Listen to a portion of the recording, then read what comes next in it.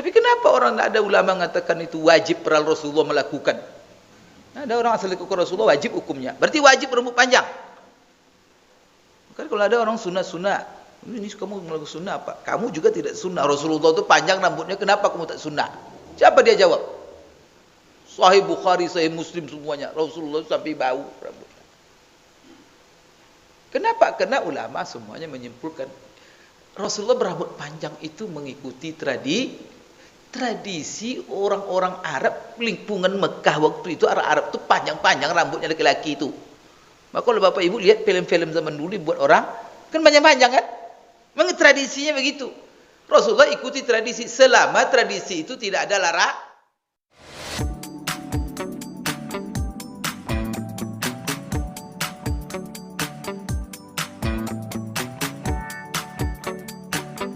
Assalamualaikum warahmatullahi wabarakatuh.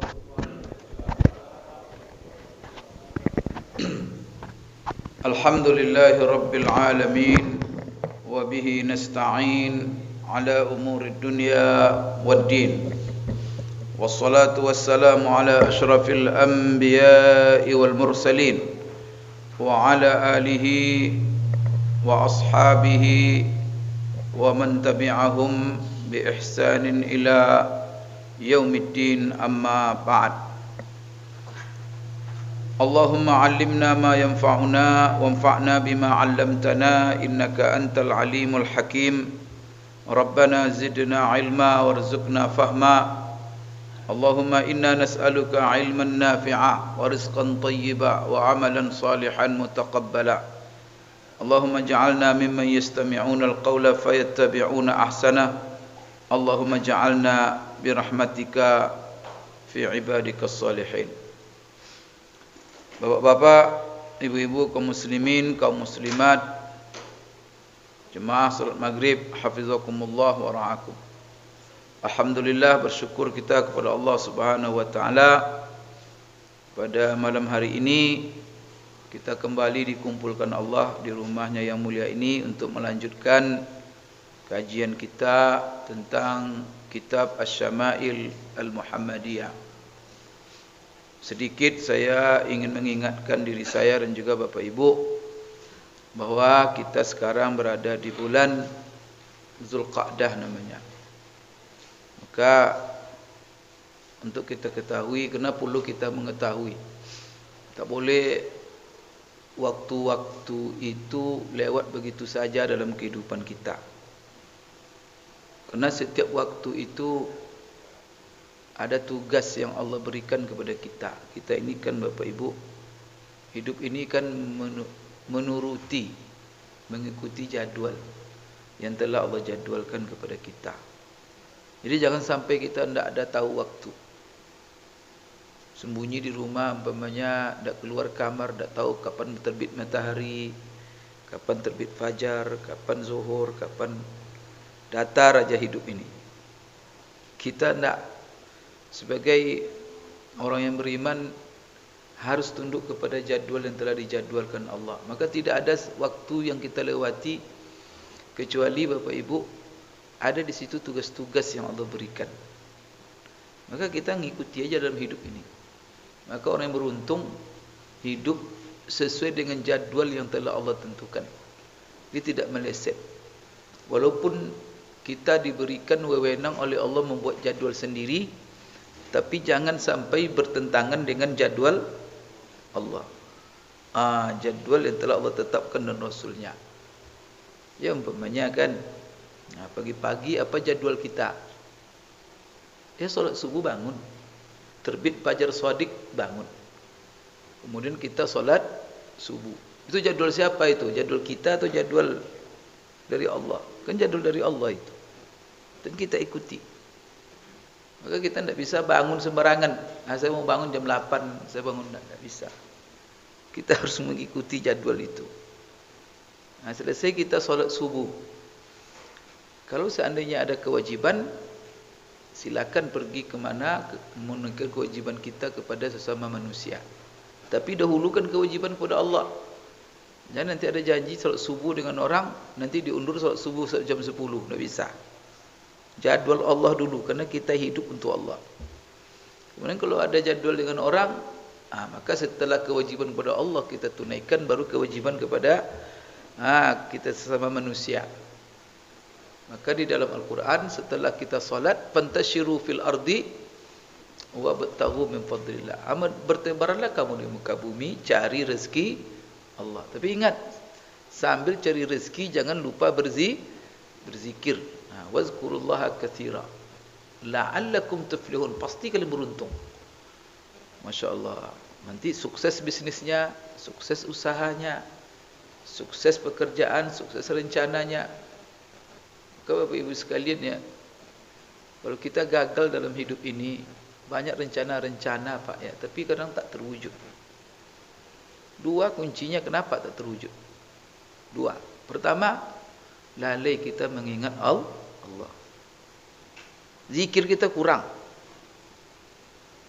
Maka Allah tak beri taufik, Allah tak mudahkan hal-hal itu untuk kita capai. Yang kedua, mengikuti hawa nafsu. Ini. Kadang dia jadwal jam 7.30 ke kantor, harus tiba di kantor. Tapi dia ikuti hawa nafsunya, lihat TikTok terus sampai jam 10. Setelah itu tiba di kantor buat alasan lagi, bohong lagi. Coba, udah tak bermanfaat waktunya, udah dosa lagi. Kan habis waktu kita. Jadi habis kita ini, hidup kita kena mengikuti hawa. Coba lawan hawa nafsu itu. Kata setan ini jangan. Kita kan sudah buat rencana. Berapa banyak kita lalai gara-gara kadang-kadang bercita-cita untuk baca Quran. Saya niat baca Quran 1 juz sehari. Datang setan goda, tu acara TV enak katanya. Itu TV tak jadi. Nanti apa? Habis nonton TV katanya. Habis nonton TV ngantuk pula. Begitulah habis hidup. Karena dalam Quran ada kaidah. Allah bilang sama kita. Itu dalam surah Al-Kahfi itu. Masya Allah. Wala tuti' man aghfalna qalbahu an dzikrina wattaba'a hawahu wa kana amruhu furuta. Jangan kamu ikuti orang-orang yang kami lalaikan hati mereka dari mengingat Allah. Jadi jangan berteman dengan orang-orang yang atau berada di lingkungan yang menjauhkan kita dari zikir kepada Allah. Kemudian wattaba'a hawahu, dan mengikuti hawa nafsu. Wa kana amruhu furuta. Maka seluruh perkaranya kacau. Itu kesimpulannya. Berarti dua saja. Rajin zikir, jangan ikuti hawa. Sukses kita nanti. Kemudian kita di Ramadan dilatih oleh Allah menahan hawa nafsu, mengontrol hawa nafsu, supaya hawa nafsu itu tidak membawa kita kepada kerugian hidup di dunia, kerugian hidup di akhirat. Jadi Bapak Ibu sekalian, maka Zulqa'dah, jadi kita kan lewat hari. Nanti kini Zulqa'dah pula. Zulqa'dah ini apa pula ini? Harus tahu kita. Karena waktu itu ada yang dikhususkan. Maka jauh datang Ramadan kemarin. Kita sambut Ramadan. Karena kita tahu Ramadan jadwal puasa, jadwal tarawih, jadwal memperbanyak baca Quran. Kita sambut Ramadan itu. Tiba Syawal. Kemarin kita puasa pula 6 Syawal. Siapa yang nyuruh itu? Kan Allah dan Rasul kan. Jadi kita ini hidup. Sekarang tiba Zulqa'dah. Apa pula Zulqa'dah ini? Itu sekalian. Maka di dalam Al-Quran tidak ada waktu kecuali Allah bersumpah. Apalagi waktu 1 hari yang kita lewati ini. Berarti masing-masing itu punya fungsi. Jadi ulama banyak sekali menulis Bapak Ibu buku-buku. Maka perlu dibaca di sini. Jadi jemaah perlu membaca. Dia sederhana kajiannya, tapi perlu kita tahu apa ditulis oleh para ulama. Buku itu judulnya Amalul Yaumi wal Laila. Banyak buku berjudul begitu. Jadwal amal sehari-hari, siang dan malam, sebagaimana yang diinginkan Allah dan yang dicontohkan oleh Rasulullah sallallahu alaihi wasallam. Banyak bukunya itu. Bisa dipilih buku yang terbagus. Amal Yaumi wal Laila. Di antaranya adalah buku yang ditulis oleh Imam Nasai. Itu mengajarkan kepada kita mulai dari bangun tidur apa kita kerjakan sesuai dengan contoh Rasulullah. Zulqa'dah ini Bapak Ibu dikasih tahu kita oleh Allah bahwa ini adalah bulan haram. Pertama, ada dua dikasih tahu oleh Allah. Zulqa'dah ini pertama bulan haji. Al-hajju ashhurum ma'lumat. Haji dilaksanakan pada bulan yang ditentukan. Artinya ada waktu kapan seseorang berangkat haji dan berniat haji. Maka waktunya mulai 1 Syawal sampai 10 Zulhijjah. Berarti waktu haji itu Allah sudah tetapkan mulai 1 Syawal sampai 10 Zulhijjah, berarti 2 bulan 10 hari. Maka tak boleh kita berniat haji di luar itu. Maka kalau sebelum Syawal datang kita ke Mekah, niatnya haji, tak sah. Sama dengan solat zuhur jam 11 sebelum waktu. Atau umpamanya apa? Solat zuhur setelah waktu asar masuk, tak ada lagi. Qadha lagi namanya. Berdosa dia meninggalkan. Haji juga begitu, kalau orang pergi ihram ke Mekah, kalau sebelum Syawal tak sah, tapi 1 Syawal sah. Coba nanti konsekuensinya. Kemudian kalau dia setelah 11 Zulhijjah baru datang ihram, dia tidak ada lagi haji. Kalau niat haji tidak sah hajinya. Maka ya nanti wukuf sendiri dia di Padang Arafah. Orang tak ada lagi di Padang Arafah tu, dia sendiri situ. Tak ada lagi. Maka ihramnya berubah menjadi walaupun dia sudah niat haji. Ihramnya sah, tapi otomatis berubah menjadi ibadah umrah biasa lagi. Jadi Bapak Ibu sekalian, Zulqa'dah ini adalah bulan haji. Kedua, ada satu kaedah, apabila Allah memilih satu waktu untuk satu ibadah, berarti waktu itu adalah waktu istimewa. Karena yang Allah pengenkan dari kita ini kan ibadah, kemudian dipilih-pilih oleh Allah waktunya. Di waktu ini kamu ibadah, waktu ini berarti waktu itu hormat. Maka Bapak Ibu ya, kalau kita bekerja, maka subuh kenapa kita tidak tidur, bangun kita langsung? Karena waktu subuh waktu yang Allah tentukan untuk solat subuh. Maka waktu itu bukan tidur yang bagus, waktu itu bangun yang bagus untuk solat subuh. Selesai solat subuh tadi, tidak ada pekerjaan yang wajib yang mendesak, duduk di masjid. Maka Rasulullah menjelaskan pula, tapi sunat. Kalau yang sunat tu biasanya kalau kita tidak ada yang penting, yang lebih penting, maka diberikan pula. Apa itu? Kalau setelah subuh kita tidak ada apa-apa, ya duduk dekat tempat kita itu solat, jangan berpaling. Isi waktu dengan maka waktu yang paling afdal berzikir setelah solat subuh sampai terbit mata. Itu diisi zikir. Maka ada namanya zikir pagi, azkarus sabah. Dan itu ada khusus zikir-zikirnya. Baca nanti buku yang terbagus namanya Azkar Imam Nawawi. Zikir, kumpulan zikir Rasulullah SAW. Salah satunya nanti judulnya zikir pagi. Apa yang dibaca Rasulullah pagi-pagi? Itu masukkan mencontoh perilaku Rasulullah SAW.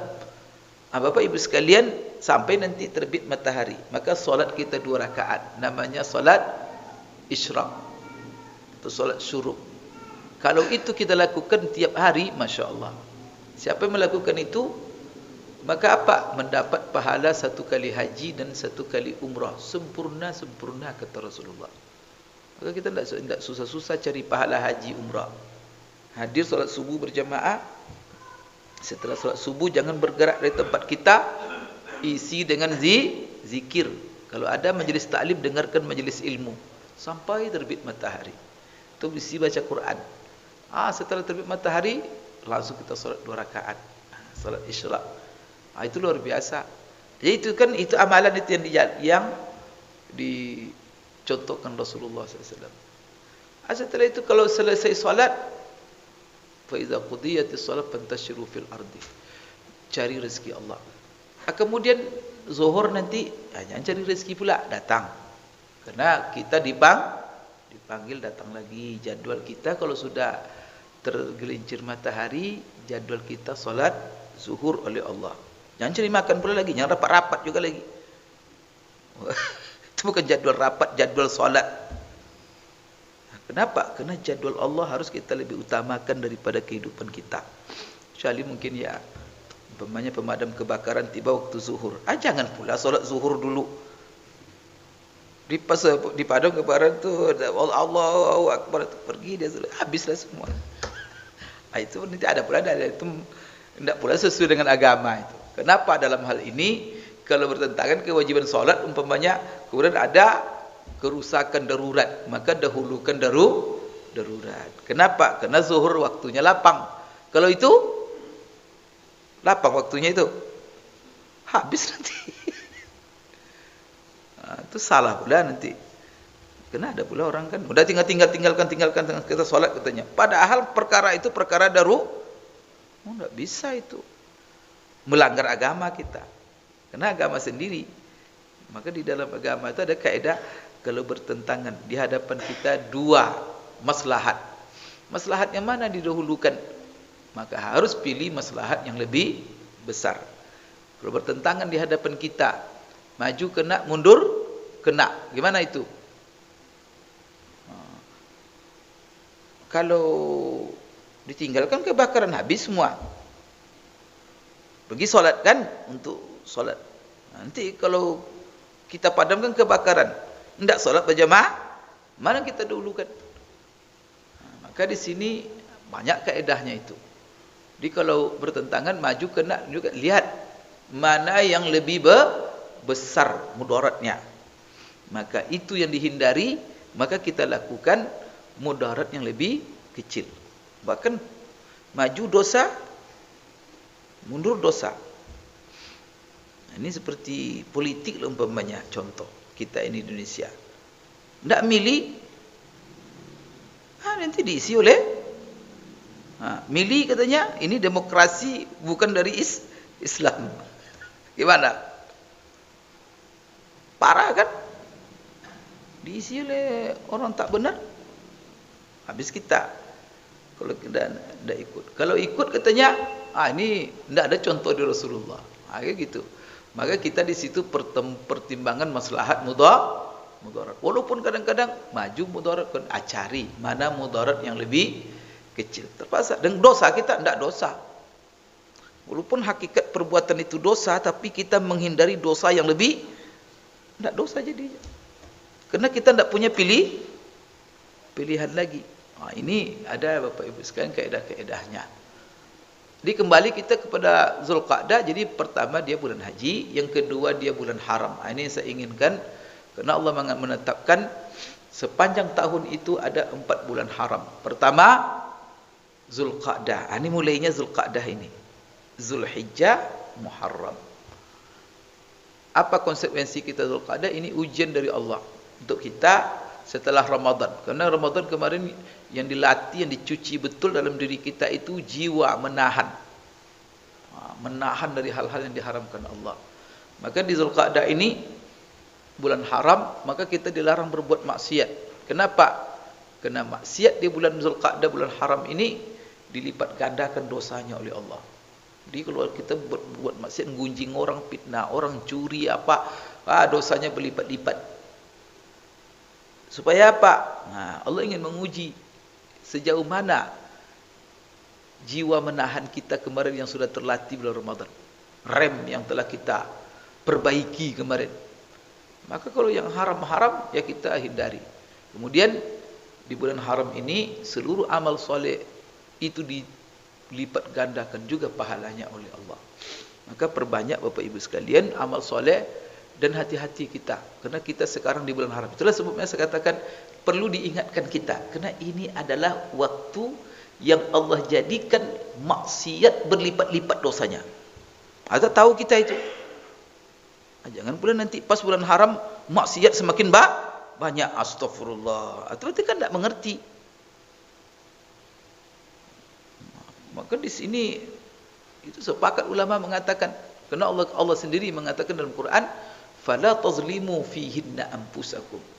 Di bulan-bulan haram itu jangan kalian berbuat maksiat sama sekali. Kalau buat maksiat, ditanya seorang ulama, Kan berbuat maksiat sepanjang tahun haram. Kok memang di bulan haram saja maksiat itu dilarang? Nah, maka seperti Imam Tabari menjawab, maksudnya adalah apabila kita lakukan maksiat di bulan-bulan itu, maka dosanya berlipat ganda. Sebagaimana amal soleh juga dilipat gandakan. Kemudian Bapak Ibu, salah satu bukti keistimewaan bulan Zulqa'dah ini adalah bulan yang paling bagus, yang paling afdal untuk melaksanakan ibadah umrah. Jadi kalau kita ingin membaga umrah, kapan waktu yang tepat? Nah, itu Rasulullah juga contoh kita. Ulama sepakat mengatakan bahwa umrah yang paling afdal itu kapan waktunya? Sebabnya umrah ini sepanjang tahun kapan saja boleh terbuka, tidak seperti haji. Kalau haji bulannya tertentu. Kalau umrah sepanjang tahun. Tapi kapan afdalnya? Afdalnya adalah pertama di bulan Ramadan. Karena di bulan Ramadan Rasulullah mengatakan, siapa yang umrah di bulan Ramadan, maka pahala umrahnya itu sama dengan pahala haji bersamaku. Nah, ini kata Rasulullah SAW. Sedangkan di bulan Zulqa'dah, setelah bulan Ramadan, umrah yang paling bagus di bulan Zulqa'dah. Kenapa di bulan Zulqa'dah? Rasulullah SAW, Bapak Ibu, 4 kali dia melaksanakan umrah dalam hidupnya. Semuanya di bulan Maka Rasulullah tidak akan mungkin memilih untuk ibadahnya satu waktu, kecuali waktu itu punya kelebihan. Dan itulah waktu yang paling tepat. Nah, ini kita bisa umrah Zulqa'dah, Pak Ustaz, kan orang mau haji. Kayaknya pemerintah Saudi memberikan sekarang peluang. Saya baca terakhir berita bahwa visa diberikan oleh Saudi ke depan tu 3 bulan. Biasanya kan sebulan. Besok 3 bulan. Bisa. Kemudian seluruh orang bebas mau ke mana saja di Saudi selama 3 bulan itu. Karena mereka sekarang membuka negara mereka menjadi negara pariwisata. Mencari income dari para wisata. Maka kita bebas kan. Sekarang masih ada jemaah umrah sekarang itu di Mekah itu. Jadi kalau kita sudah begitu, berarti umrah yang paling afdal di bulan Zulqa'dah. Kalau kita tidak haji. Kalau haji ini kan ada pula visa khususnya. Karena memang dibatasi. Nah, Bapak Ibu sekalian, jadi di bulan Zulqa'dah ini 4 kali umrah Rasulullah. Pertama, umrah namanya umrah Hudaybiyah. Ketika terjadi perjanjian Hudaybiyah, kan tidak jadi Rasulullah umrah. Itu di bulan Zulqa'dah, kan balik lagi. Kemudian di dalam perjanjian itu bahwa Rasulullah baru diberi izin untuk umrah itu setahun tak boleh Rasulullah. Kalau sudah setahun kali boleh masuk, kata orang-orang Quraisy dalam perjanjian itu. Tahun depannya Rasulullah umrah. Kemudian umrah Rasulullah tahun depan juga di bulan Zulqa'dah. Kemudian Rasulullah SAW pernah juga umrah balik dari peperangan Hunain. Setelah dia bagi-bagi rampasan kepada para sahabat yang ikut berjihad, maka Rasulullah umrah. Maka umrahnya itu dari Ji'rana. Nah, maka kenapa Ji'rana itu menjadi tempat bagi khususnya orang-orang Syafi'iyah. Nah, kalau dia sudah sampai di Mekah, haji umrah, kemudian ingin umrah lagi, maka dia ngambil miqat di mana? Ji'rana. Ji'rana itu adalah tempat Rasulullah umrah waktu itu. Dan umrah Ji'rana juga terjadi di bulan Zulqa'dah. Kemudian keempat, umrah haji Rasulullah SAW juga di bulan Zulqa'dah. Ini sebagaimana diriwayatkan dalam hadis sahih oleh Anas bin Malik. Berarti 4 kali umrah semuanya terjadi di bulan Zulqa'dah. Bapak Ibu sekalian, kemudian di antara fadilat bulan Zulqa'dah ini juga yang disebutkan oleh para ulama, Rasulullah SAW istrinya kan banyak, karena memang diizinkan oleh Allah sampai 11. Dan dia banyak menikah itu di bulan apa? Di bulan Zulqa'dah. Jadi bulan Zulqa'dah itu salah satu pilihan beliau bernikah. dengan beberapa orang istrinya. Itu terjadi di bulan Zulqa'dah. Bapak Ibu sekalian, ini saya ingatkan, maka bulan Zulqa'dah ini bulan yang mulia. Setelah itu nanti masuk lagi bulan Zulhijjah. Itu dahsyat lagi. Nanti akan kita jelaskan ketika Zulhijjah mau masuk. Baik. Itu yang saya ingatkan diri saya dan juga Bapak Ibu. Karena perlu diingatkan, waktu itu ada jadwal. Jangan sampai kita buta. Ini kita apa yang kita lakukan ini? Ini bulan apa kita ini? Apa yang Allah inginkan? Maka kita harus tahu di waktu ini, di tempat ini Allah ingin apa, Rasul ingin apa, kemudian apa yang tak boleh, apa yang harus kita jauhi di tempat ini dan apa. Harus mengerti orang Islam itu seluruh waktu, karena 24 jam waktu kita. Kemudian Bapak Ibu, dimanapun kita berada di muka bumi Allah ini, kita tidak bisa lepas dari aturan Allah. Tidak ada kita kosong, semuanya ada aturannya. Mau di kebun kita, mau di pasar kita, mau di kantor kita, bersama siapa kita, ada aturan-aturannya dalam agama. Baik, Bapak Ibu sekalian, kita kembali kepada kitab Syama'il Muhammadiyah. Selesai kita menjelaskan bab hadis-hadis yang menjelaskan, Bapak Ibu sekalian, celak Rasulullah itu terakhir ya. Dan itu sudah selesai. Yang mana Bapak Ibu sekalian, bahwa Rasulullah menganjurkan kepada kita bercelak. Bercelak itu syariatnya umum, baik untuk laki-laki dan perempuan. Kemudian di dalam celak itu ada kesehatan mata, di antaranya Bapak Ibu sekalian, kemudian membuat bulu mata tumbuh dengan subur. Semuanya itu adalah faktor kesehatan. Namun tidak wajib pula bercelak. Hanya pula ni Rasulullah bercelak, saya juga bercelak. Karena ada orang, apapun yang dibuat oleh Nabi, pada prinsipnya hukumnya adalah wajib. Tapi gimana bercelak? Rasulullah bercelak kok. Bahkan kemana-mana Rasulullah membawa tempat celak. Berarti wajib? Tak ada katakan wajib. Tak ada ulama yang katakan wajib. Malah ada di antara ulama memperselisihkan apabila orang bercelak bukan untuk faktor kesehatan, khususnya laki-laki. Kalau perempuan sepakat, mau kesehatan, mau kecantikan, boleh bercelak. Kalau laki-laki, kalau untuk kesehatan, boleh. Kalau untuk kecantikan, Malikiyah Syafi'iyah boleh katanya.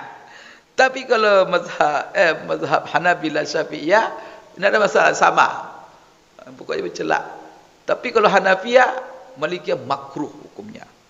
Karena khawatir nanti terlibat masuk dalam larangan Rasulullah. La'anallahul mutasyabbihin.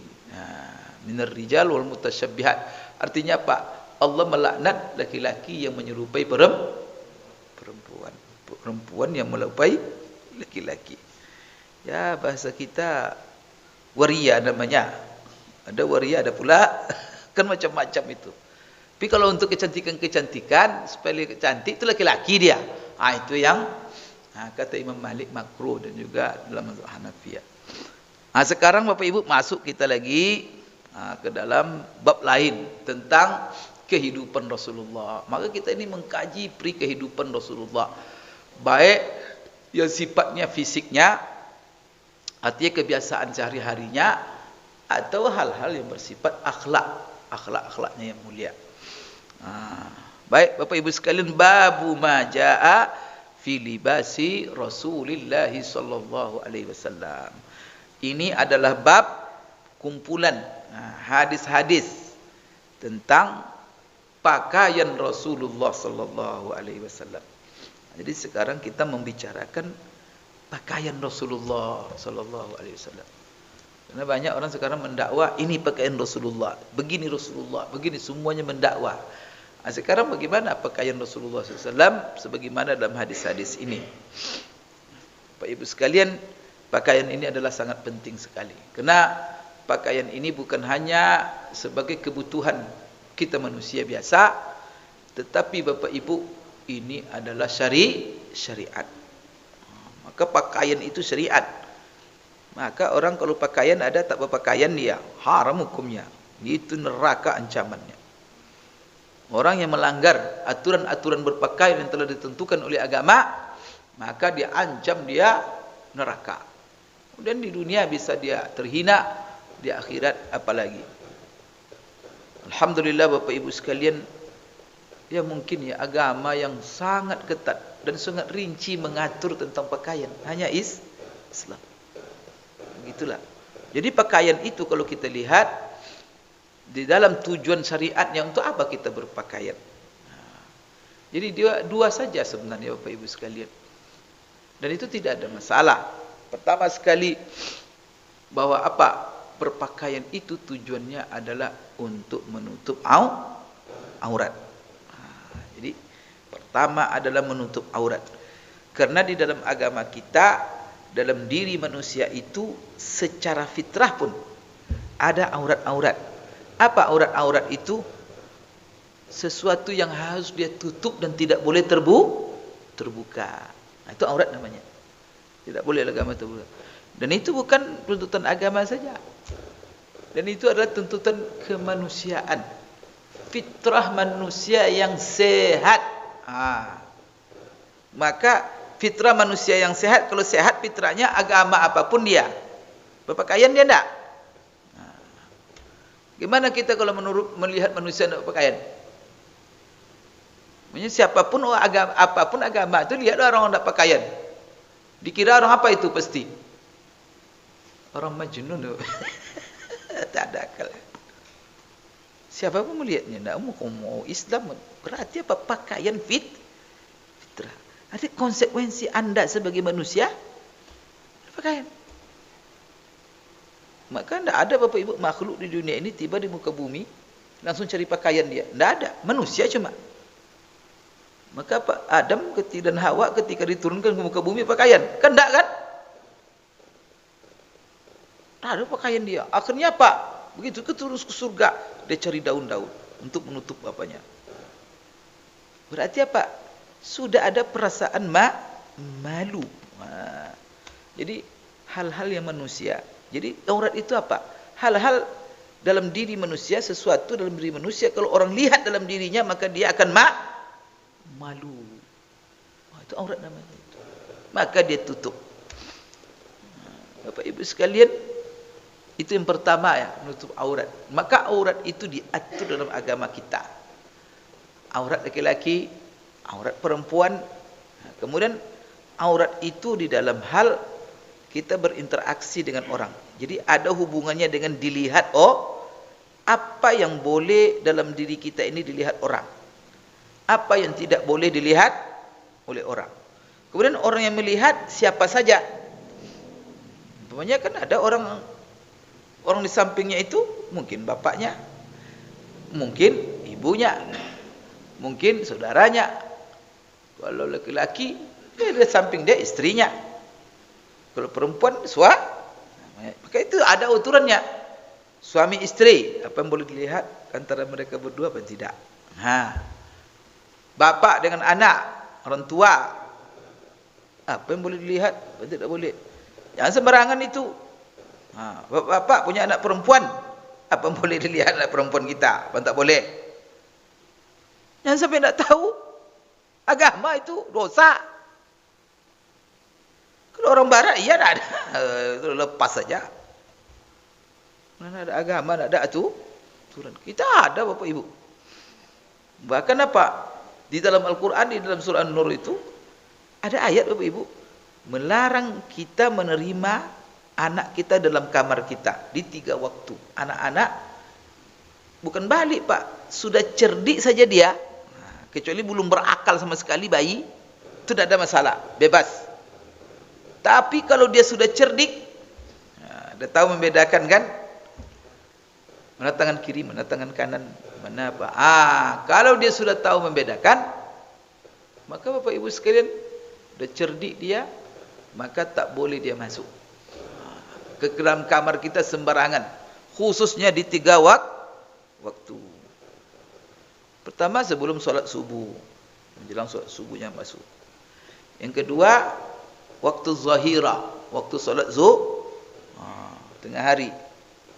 Kemudian juga memba'di salatil isya, setelah solat salasu auratil lakum, kata Rasulullah. 3 aurat bagi kamu. Maka disebut waktu itu waktu Kenapa waktu disebut aurat? Karena waktu itu kita lagi buka. Kan waktu rehat itu semuanya. Kalau zuhur, kalau orang Arab biasa gitu, qailulah namanya. Tidur siang. Kalau setelah Isya, siap tidur. Sebelum subuh, kadang-kadang bangun pakaian tak jelas, mas tu anak. Nampak urat semua. Coba diatur oleh agama rinci begitu. Maka 3 waktu ini anak yang cerdik, apalagi yang balik. Ini menunjukkan Bapak Ibu, kamar rumah tak boleh terbuka. Jangan suami istri tidur di ruang terbuka. Maka rumah itu harus kamar dan kamar-kamar itu harus pakai kunci. Itu pertama. Ini sekecil apapun rumah harus begitu. Maka kita dilarang, bahkan tidur kita dilarang di ruang terbuka. Maka kenapa ini kamar-kamar ini? Coba subhanallah, agama kita sampai buat rumah, atur itu. Maka rumah itu harus kamar, dan makruh hukumnya kalau kita tidur di tempat terbuka. Kemudian apa lagi? Harus pakai dinding, pakai kunci. Kenapa? Karena orang tak boleh sembarang. Bagaimana kalau kita melarang orang sembarang masuk pintu terbuka? Itu artinya konsekuensinya setiap rumah itu, setiap kamar itu ada kunci. Kedua, apalagi dalam ayat ini berarti apa? Suami istri harus punya kamar khusus, jangan sama dengan anak-anak. Ini ada Bapak Ibu, orang sekarang meniru-niru kehidupan, tak siapa ditirunya. Rumah besar 10 kamar, anak 5, masuk anak semua di kamar itu. Ada yang dewasa, ada yang apa? Tak bisa memanjakan anak. Setelah itu masuk di kamar kita tidur suami istri. Itu tak ada itu Bapak Ibu, itu tak boleh. Tak boleh dalam Islam. Jangankan anak sudah balik, cerdik aja sudah harus dipisahkan. Kemudian apalagi tidak boleh anak-anak kita kalau sudah apa? Pertama kita pisah suami istri satu kamar, anak-anak juga. Jadi kalau Bapak Ibu banyak anak, ya banyaklah kamar. Kalau banyak anak,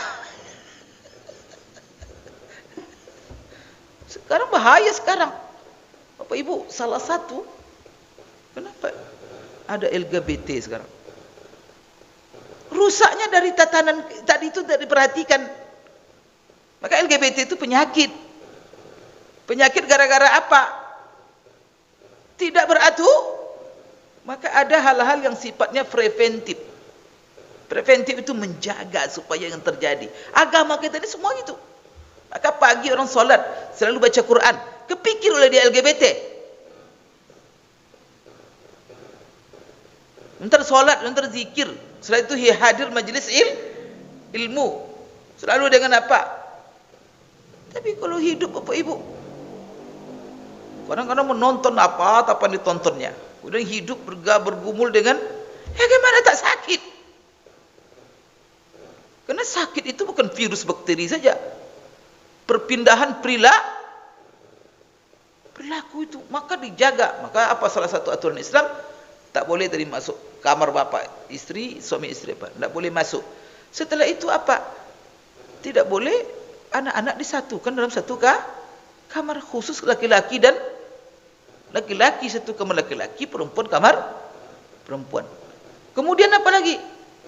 Sudah dipisah, tak boleh pula di satu ranjang. Anak perempuan satu ranjang, 2 orang. Satu kasur semuanya, itu berbahaya. Bisa jadi lesbian anak kita. Laki-laki satu bisa jadi itu yang calon-calon LGBT itu nanti. Karena dari kecil digoda pula oleh setan, dapat pula lingkungan, dapat pula nafsu. Astagfirullah.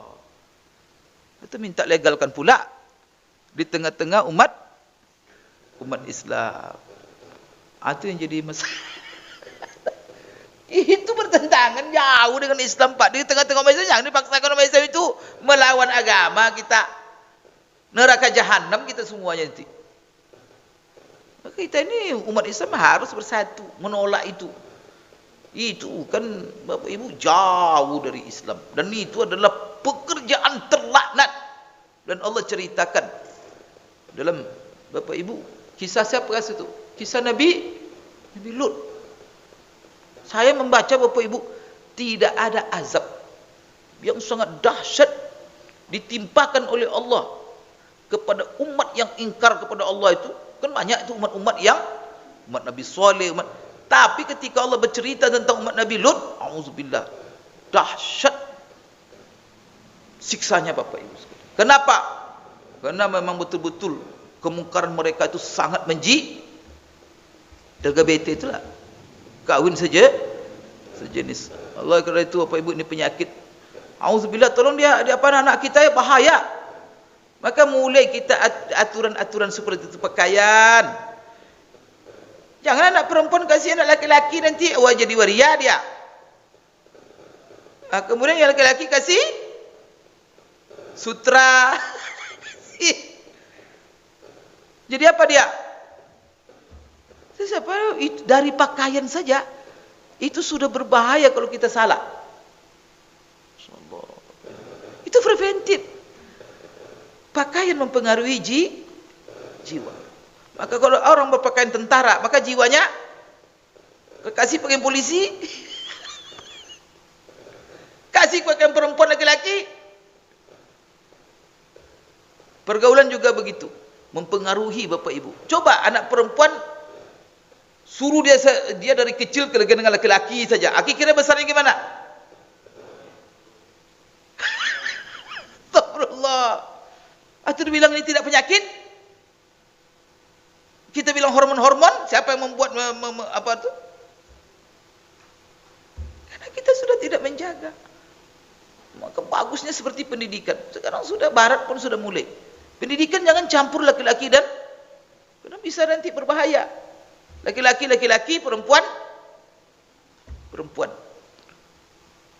Nah, kemudian Bapak Ibu sekalian, ada pendidikan iman, ada agama. Nah, jadi setelah dia di satu kamar perempuan, tapi ranjang jangan di satu. Itu aturan agama itu, dipisah ranjangnya. Kemudian apa? Dijaga anak-anak itu, diberi pendidikan agama, diberitahu mereka mana yang halal, mana yang haram. Maka sekolah kan ke pesantren. Kalau di pesantren itu bertanggung jawablah kiai itu nanti. Kalau ada hal-hal yang bisa disembuhkan. Kalau ada orang-orang yang memang penyakit dari awal sudah kena penyakit itu, bisa disembuhkan. Taruh di lingkungan yang soleh. InsyaAllah sembuh itu. Itu caranya. Kemudian dilupakan dia dengan teman-teman setan-setan itu. Udah. Jangan dihubungkan lagi dia. Nanti apa? Berarti itu menandakan bahwa itu penyakit. Jadi Bapak Ibu sekalian, ini ya sedikit masalah pakaian. Pakaian ini sangat mempengaruhi kehidupan. Jadi pertama tadi untuk menutup aurat. Karena Bapak Ibu, kalau orang sudah buka-buka aurat, maka pasti tidak ada rasa malu. Kalau tak ada rasa malu, dimulai oleh Allah. Jadi jangan remehkan penampilan. Penampilan itu akan mempengaruhi karakter. Salah satunya pakaian.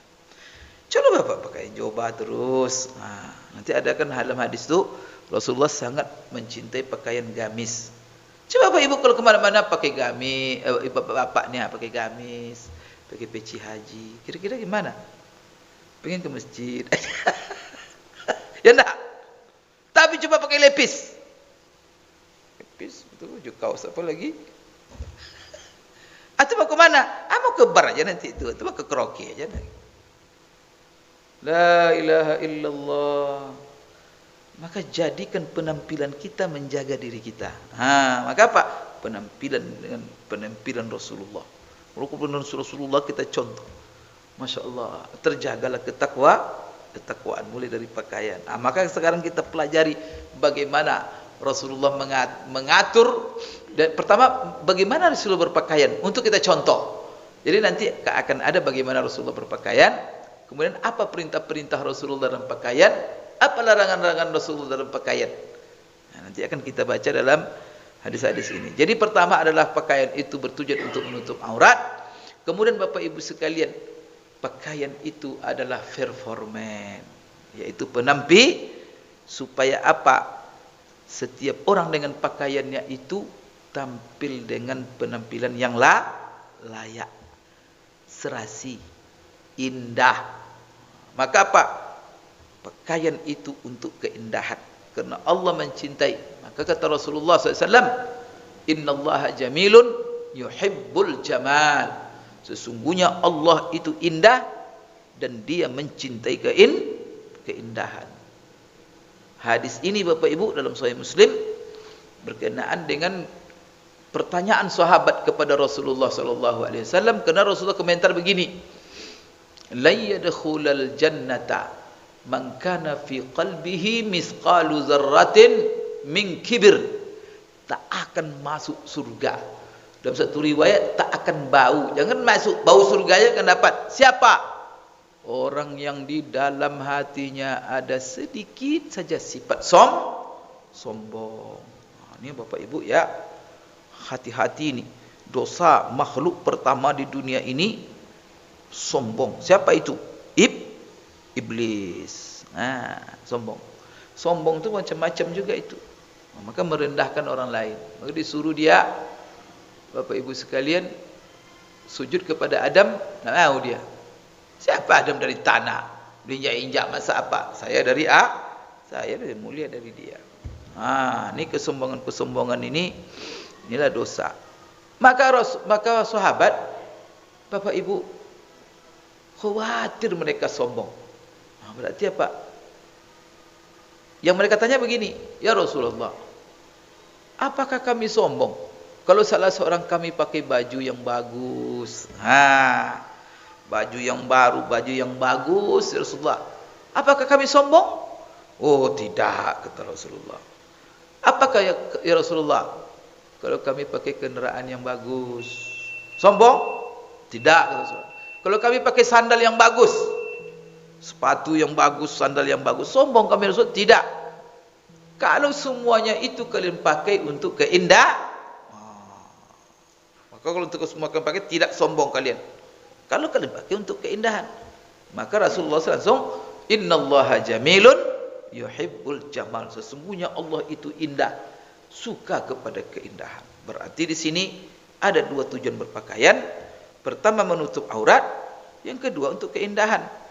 Maka Bapak Ibu ketika berpakaian jangan dilihat unsur menutup aurat saja. Sebab kalau Bapak lihat unsur menutup aurat saja, Bapak-bapak banyak tidak pakai baju ke masjid, sarung. Kenapa?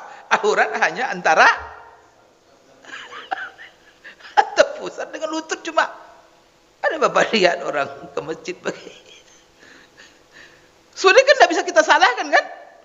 Kalau ada orang pakai sarung aja dia, tidak pakai baju dia ke masjid, salah?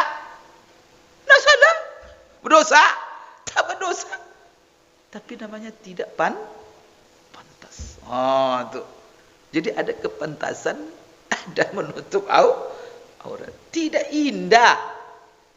Kita aja melihat tidak indah. Maka jangan.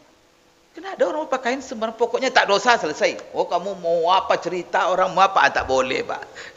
Kita juga apa, kepantasan itu penting.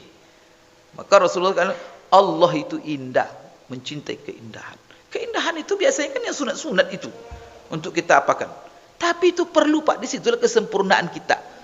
Maka jangan nanti, maka kita kalau seandainya yang wajib-wajib saja, itu kadang-kadang kita dikritik orang itu. Ini orang normal itu tidak, ini jangan salahkan. Rupanya Pak ya, kan sunat semuanya ini. Kalau kita lebih dari itu sunat. Tapi di situ pula letak maka kita berusaha untuk sempurna. Sholat juga begitu, jangan cukup yang wajib-wajib saja. Kemudian yang sunat-sunat, padahal yang disunat itulah, berarti puasa kemarin saya jelaskan. Begitu juga puasa. Jangan hanya yang wajib saja. Maka tak berguna puasa kita. Kenapa? Karena ada yang sunat-sunat yang menuntut kesempurnaan apa kita. Kadang kita tidak laksanakan. Jadi Bapak Ibu sekalian, kita azan dulu, nanti kita sambung lagi. Ya, karena waktu kita sudah masuk. Bapak-bapak, Ibu-ibu sekalian yang dimuliakan Allah. Jadi pakaian itu tujuannya tadi ada dua, menutup aurat dengan keindahan. Maka semakin indah kita tampil dengan pakaian kita, itu semakin bagus. Sombong itu adalah pertama menolak kebenaran, yang kedua meremehkan, merendahkan orang lain. Tapi ingat Bapak Ibu, yang namanya sombong itu ada faktor. Maka seluruh faktor yang kita jadikan faktor itu untuk sombong, maka di sini kita berdosa, haram. Maka itu masuk tadi. Jadi berpakaian tadi, bisa saja orang dengan pakaiannya sombong. Apa sebab dia sombong, meremehkan orang lain? Kenapa orang sekitarnya pakaiannya umpamanya ya rata-rata 50.000 cuma harganya. Dia 5 juta, direndahkannya orang lain. Karena kainnya mahal.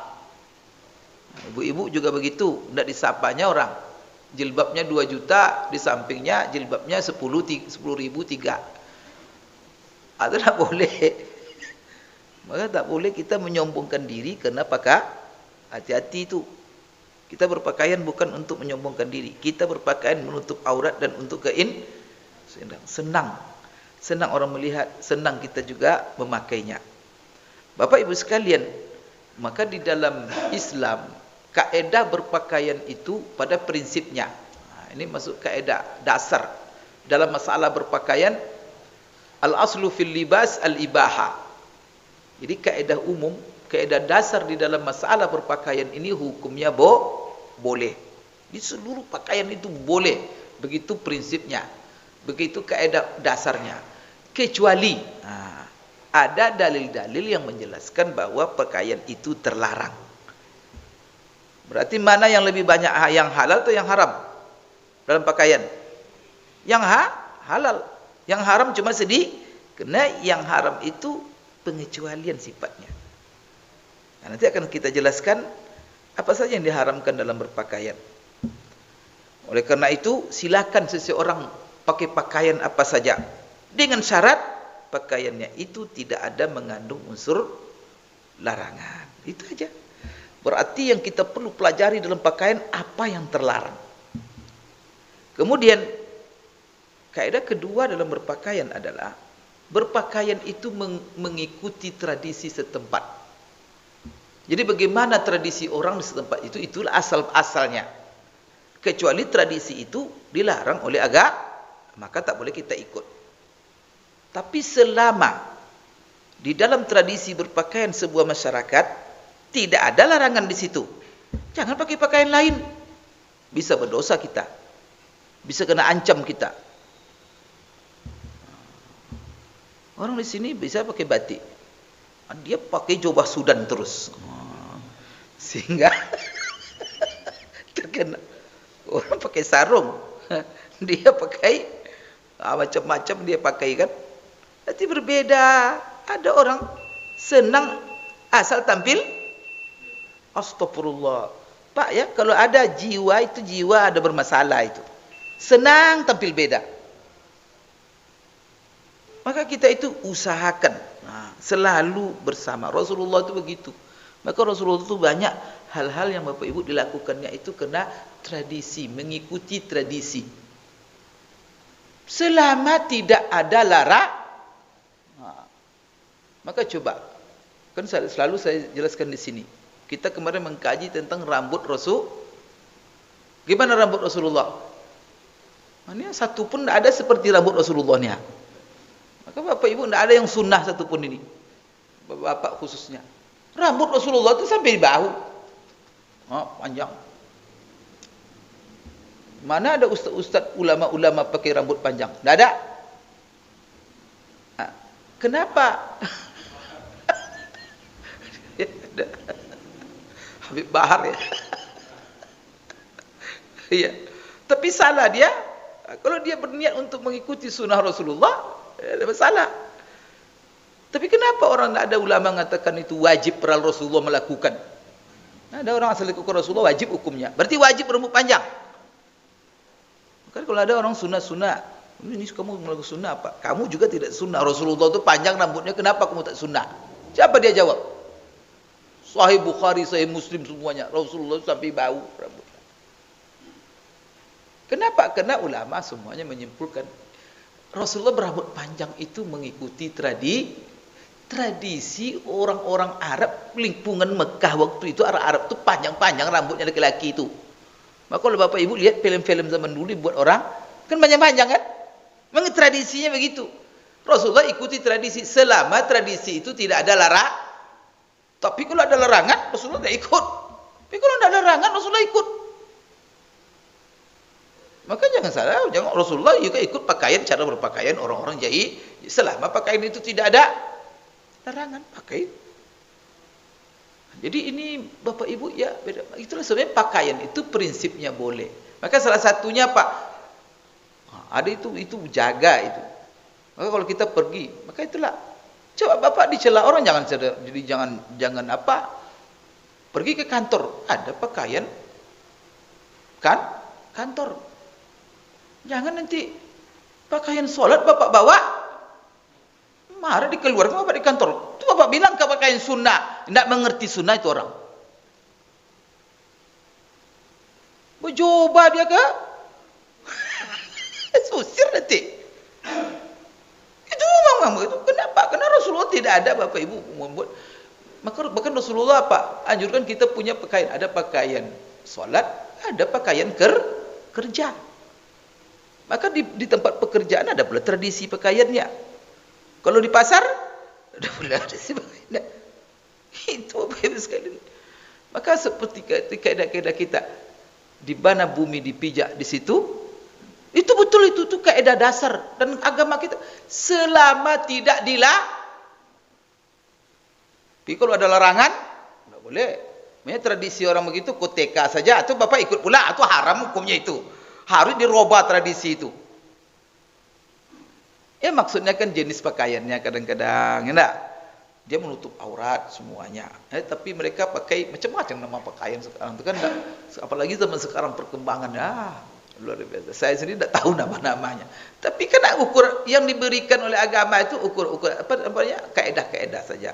Seperti Bapak Ibu sekalian, apa yang dilarang dalam berpakaian? Sebagaimana dalam hadis yang sahih Rasulullah mengatakan, coba kulu kata Rasulullah, washrabu walbasu watasaddaqu min ghairi israfin wala makhilatin atau makhyala.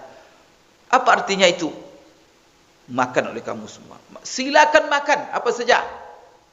Yang kedua, minumlah. Walbasu, pakailah apa saja. Setelah itu watasaddaqu, bersedekahlah kamu. Tapi ingat, ada dua batas yang harus kalian perhatikan. Jangan sampai melanggar. Pertama, jangan sampai israf. Maka dalam Quran, kulu washrabu wala tusrifu. Apa itu israf? Berlebihan. Maka umpamanya apa? Pakaian orang pakai pakaian, jadi pakaian terlalu berlebihan. Umpamanya Bapak pakai baju 100 juta. Tapi ada pula pakaian orang sufi yang pura-pura zuhud namanya. Pakai pula pakaian kumuh yang harga cuma 1.000, 2.000. Padahal duit banyak. Bapak Ibu, maka apa? Yang di min ghairi israfin ini wasat. Pertengah. Maka Rasulullah juga begitu. Pakaiannya semuanya pertengahan. Karena kita ini umat wa kadzalika ja'alnakum ummatan wasata. Maka berlebihan tak boleh. Maka niat-niat untuk berlebihan dalam pakaian, dalam apa, tak boleh. Pertengahan semuanya. Dan tak boleh pula kita menghinakan diri. Tampil kumuh. Duit banyak tapi baju apa namanya? Tak boleh itu. Ibu sekalian. Kadang-kadang jenggot panjang tu pakai kaos oblong pergi solat. Katanya sunnah. Sunnah apa? Pakai oblong tradisi orang solat. Itu terlalu rendah pula. Kalau terlalu mewah tak pun juga boleh. Pertengahan. Maka israf. Yang kedua, wala makhila. Makhila itu apa?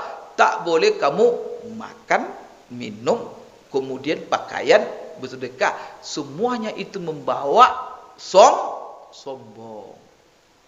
Jadi pakaian bagaimanapun sombong dia. Makanya Pak, jenggot pun untuk sombong nyombongkan diri, dosa itu. Tidak boleh dijadikan, karena itu ibadah. Membuat pakaiannya tidak isbal. Ya itu aturan Rasulullah, dilarang kita isbal, memakai pakaian di bawah mata itu dilarang. Cuma kan ulama berbeda. Larangan ini maksudnya larangan umum begitu atau larangan kena ada yang mengatakan kalau sombong. Tapi jangankan di bawah dua mata kaki, dipakainya pakaiannya, celananya di setengah betis, tapi setelah itu sombong dia, semua orang diremehkan. Dia aja yang benar, semua orang dia aja yang begini pula jalannya. Astagfirullah.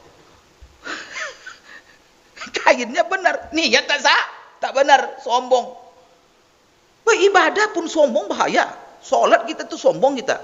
Rajin kita ke masjid, rajin kita puasa sunat. Setelah itu apa? Kita lihat ada orang yang tak peduli solat kemudian kita remehkan dia, kita rendahkan dia. Sudah sombong itu. Bisa amal kita batal semuanya. Maka Rasulullah bilang, tak ada masuk surga orang yang hatinya sedikit sombong, meremehkan orang lain. Maka itulah kepada anak-anak muda yang bagus mengamalkan sunnah, jaga hati. Semakin mengamalkan sunnah, tawadhu, jaga itu. Jangan semua nyombongkan diri. Semua orang salah semua. Jangan kita masuk neraka, orang itu masuk surga, neraka Allah yang menentukan. Maka yang dilihat oleh Allah hati dulu, bukan pakaian. Innallaha la yanzuru. Allah tidak melihat dulu ke tubuh kamu, penampilan kamu. Tetapi apa yang Allah lihat? Hati. Hati sombong tapi penampilan sunnah. Mana sunnah itu? Karena sunnah itu hati ini dulu. Maka qad aflaha man zakkaha wa qad khaba man dassaha. Itu bukan mengotori pakaian. Sungguh beruntung orang yang membersihkan jiwa. Perhatikan jiwa ini. Setan itu kepengen kita kadang-kadang beragama, kita disuruh pula sombong dengan agama itu.